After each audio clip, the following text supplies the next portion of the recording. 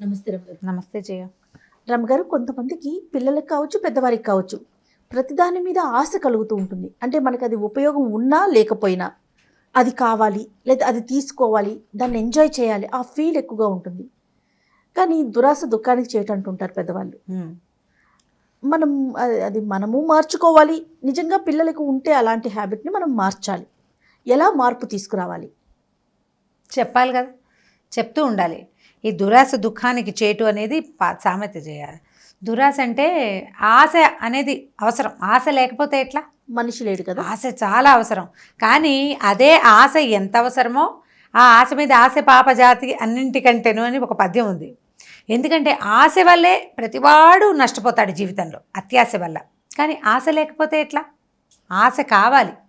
కానీ అత్యాశ, దురాశ, పేరాశ పనికిరావు. అంటే మనకి లభించిన దానికంటే పెద్దది, ఇంకా పెద్దది కావాలనుకునేది అత్యాశ.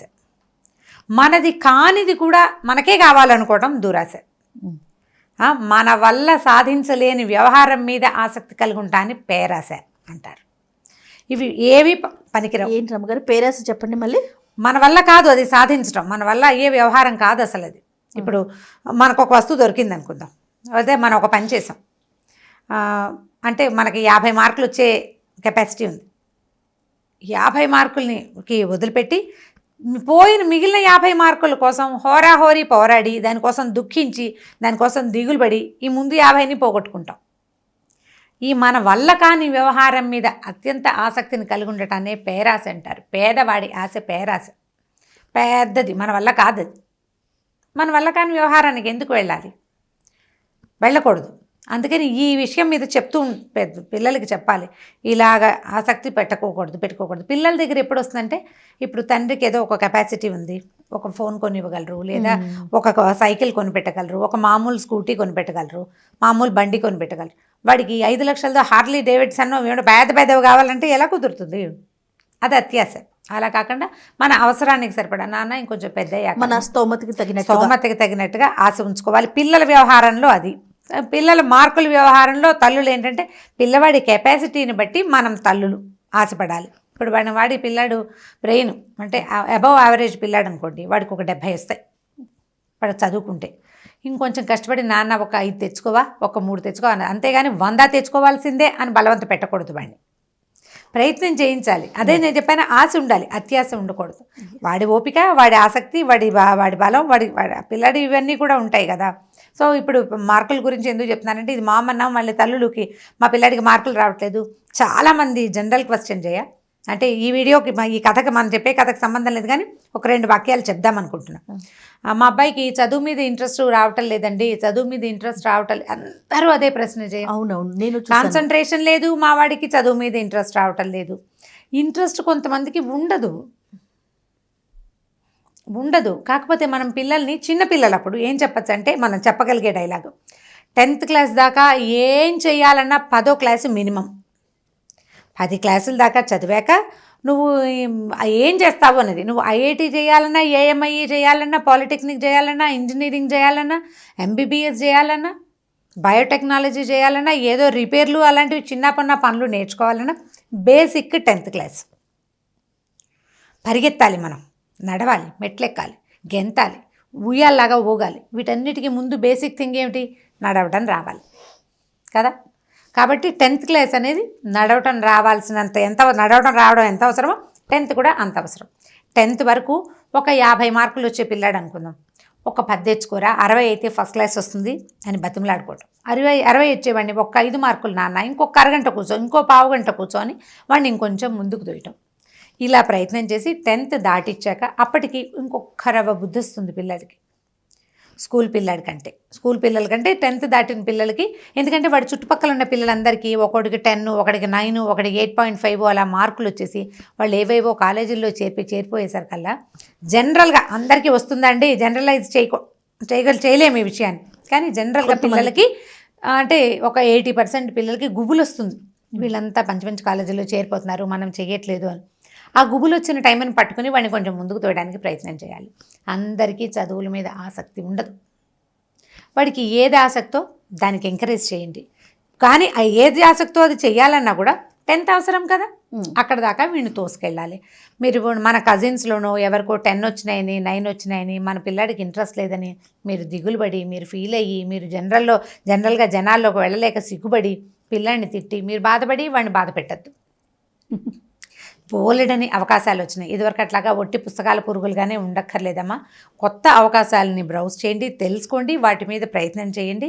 పిల్లాడు దేని మీద కాన్సన్ట్రేట్ చేస్తున్నాడో దాని మీదకి మీరు కూడా వెళ్తే దిగులు ఉండదు. ప్రధానమైంది ప్రెషర్ లేకుండా ఉంటుంది. సరే, ప్రజెంట్ కథలోకి వద్దాం. ఇప్పుడు అత్యాశ గురించి మాట్లాడుతున్నాం మనం. ఈ ఆశ ఉండాల్సిందే ప్రతి మనిషికి. దీని మీద పంచతంత్ర కథలు మంచి మంచి కథలు ఉన్నాయి జయ. మనం నక్క అదేంటి అందని ద్రాక్ష పళ్ళ పుల్లన కథ చిన్నప్పుడు అందరం చదువుకుంటాం. ట్రై చేసింది, చివరికి చీవి పుల్లగా ఉండుంటాయని వెళ్ళిపోయింది. మొదట ప్రయత్నం అయితే చేసింది కదా నక్క. సో ఆశతోటి కొంత ప్రయత్నం చేయాలి, అందకపోతే వదిలేయాలి అని ఆ కథ సారాంశం. సో ఇప్పుడు మన దగ్గర ఉన్న కథ ఏంటంటే, ఒక 4 స్నేహితులు ఉన్నారట. వీళ్ళు ఏం చేశారంటే పాపం ఏ విధంగానూ వాళ్ళు సంపాదన పరులు కాలేకపోయారు. చాలా కష్టమైన పరిస్థితుల్లో ఉండేవాళ్ళు. వీళ్ళు ఏమనుకున్నారు, వాళ్ళ దగ్గర ఆ ఊళ్ళో ఒక యోగి పుంగవుడు ఒక ఆయన ఉన్నాడు. ఆయన దగ్గరికి వెళ్ళారు. అయ్యా, మాకు ఏదైనా సహాయం చేయండి, మేము 4 ఏమీ ఉద్యోగాలు లేవు, ఏమీ లేవు, చదువులు ఉన్నప్పటికీ అని అడిగారు. అడిగితే ఆయన ఏమన్నాడు, బాగా ఆలోచించి, సరే నాయన మీకు ఏదైనా నిధి దొరికే ఏర్పాటు చేస్తాను అని చెప్పి 4కి 4 రాగి రేకులు ఇచ్చారట.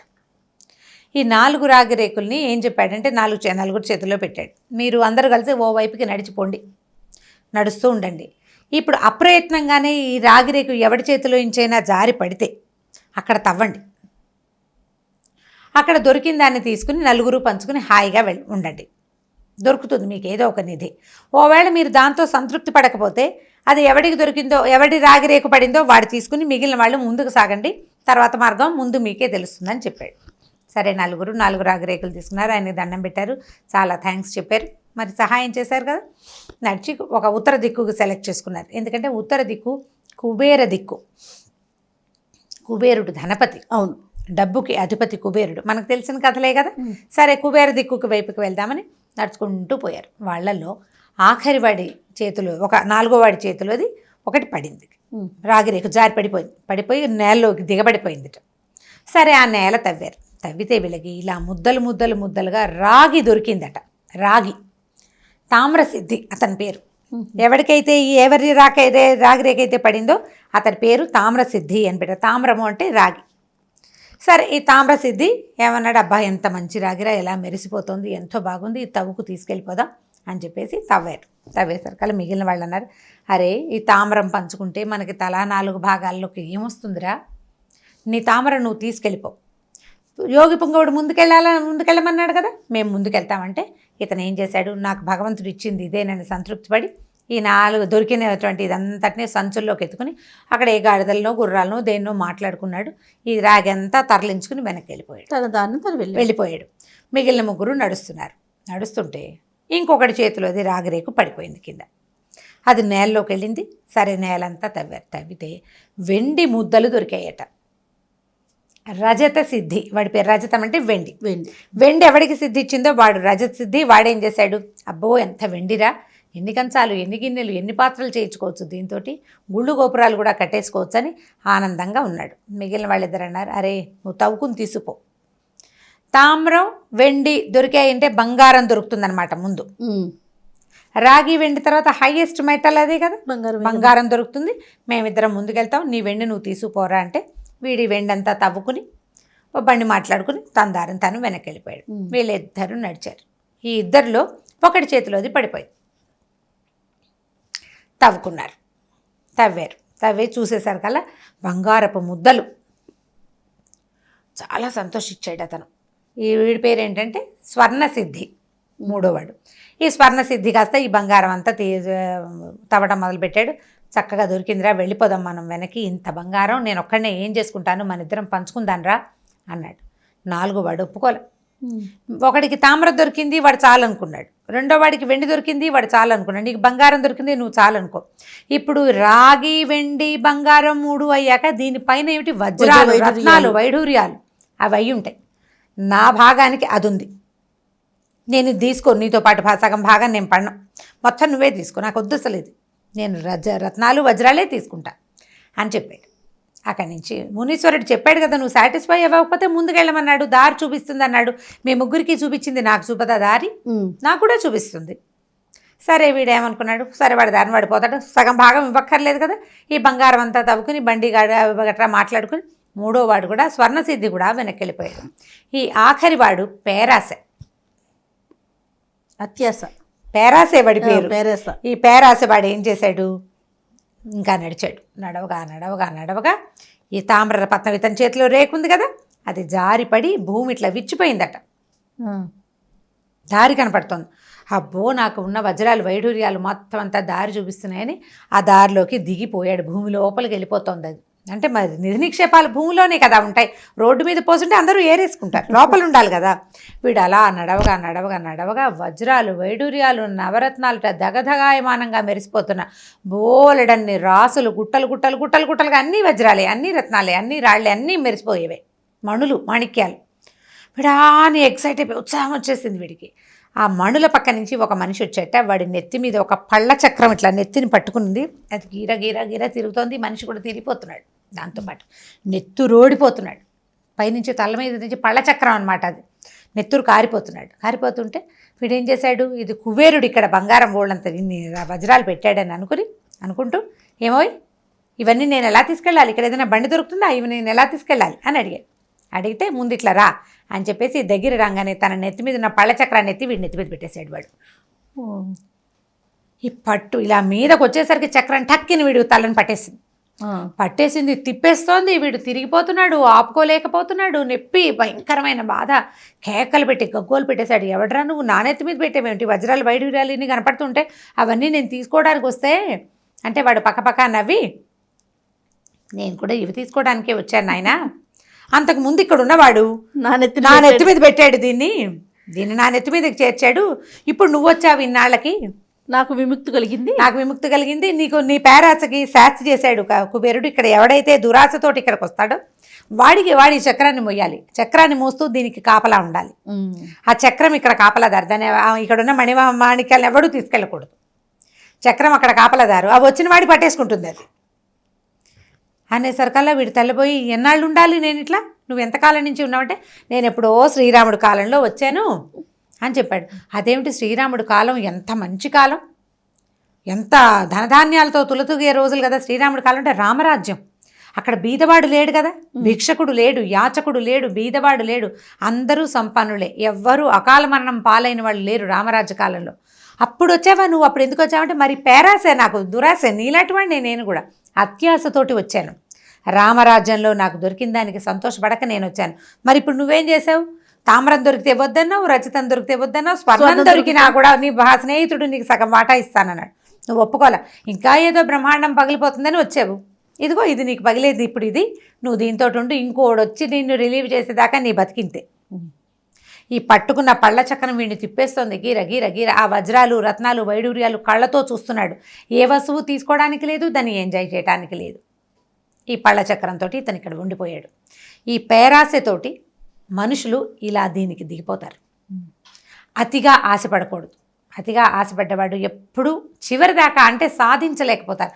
ఒక్కొక్కసారి కుదురుతాయి చేయ, మనం ఏదో చాలా ఆశ పెట్టుకుని ఏదో చేయాలనుకుంటాం, అది కుదురుతుంది, దానికి తగిన కష్టం కూడా ఉండాలి కదా రమ్మగారు. ఉండాలి. ఒక్కొక్కసారి లక్ ఫ్యాక్టర్ ఒకటి ఉంటుంది.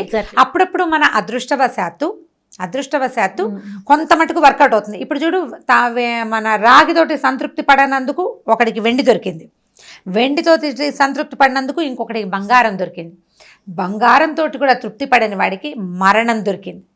కాబట్టి ఎక్కడో ఒక చోట బ్రేక్ ఈవెన్ పాయింట్, బ్రేక్ ఉంచుకోవాలి, ఇక్కడ ఆగాలి అని అనుకోవాలి. ఈ ఆగితే ఇబ్బంది లేదు, ఆశని ఎక్కడైనా ఒక చోట ఎండ్ చేసుకోవాలి. అని కనుక మనం పిల్లలకి ఈ కథ చెప్తుంటే చక్కగా తెలిసొస్తుంది. అంటే ఇలాంటి కథలు మన పంచతంత్రంలో చాలా ఉన్నాయి. ఇది ఒకటి చెప్పాం కదా, ఇంకా 2-3 కథలు మళ్ళీ వీలు వెంబడి చెప్తాం. Right, thank you so much రమ్మగారు. పిల్లలకే కాదండి, ఇది పెద్దవాళ్ళకి. మనం కూడా అది ఒక కథలాగా కాకుండా మనం కూడా ఆలోచించుకోవాలి. మనం ఆలోచించి దాని మీద మనం వర్కౌట్ చేస్తే మన చుట్టుపక్కల జరుగుతున్నవి కనపడతాయి కదా. అవునండి, వాటిని మన దీనికి అనుసంధానం చేసుకుంటూ ఉండాలి, ఆలోచించుకోవాలి, మరి కనెక్ట్ చేసుకోవాలి కదా. కనెక్ట్ చేసుకుని ఆలోచించుకుని మనం తెలుసుకోవాలి, పిల్లలకు కూడా చెప్పాలి. ఓకే రమ్మగారు, థ్యాంక్ యూ. ఓకే. ఈ వీడియో కనుక మీకు నచ్చినట్లయితే లైక్ చేయండి, షేర్ చేయండి. మరిన్ని వీడియోస్ కోసం మా ఛానల్ని సబ్స్క్రైబ్ చేసుకోండి.